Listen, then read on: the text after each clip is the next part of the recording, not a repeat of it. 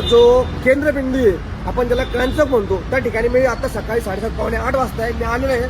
काल मला एक कमेंट आली होती, त्या कमेंटच्या वेळेस मी आलेलो आहे. आल्यानंतर मी स्वतः बघितलं, त्या ठिकाणी जर तुम्ही बघितलं खालच्या भागाला सुद्धा घाण आहे, पूर्णपणे टोटली घाण आहे. महानगरपालिका बघतो बरोबर लढू मांडलेला वाटलं, तुम्ही आत्ताच्या आता घेऊन बघा, हरकत नाही. दुसरी गोष्ट अशी आहे, आपण ज्यावेळेस मध्ये येतो पलीकडनं आणि अलीकडनं मी हे पण सुद्धा चेक केलेले. चेक केल्यानंतर तुम्ही हे बघा,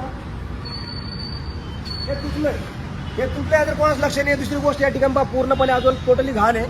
त्याचे हे जेवढे पण आहे, जेवढे पण आपण लावलेले सिंधुदुर्ग किल्ले वगैरे जे काही लिहिलेले या ठिकाणी, हे सगळे मिटत चाललेले.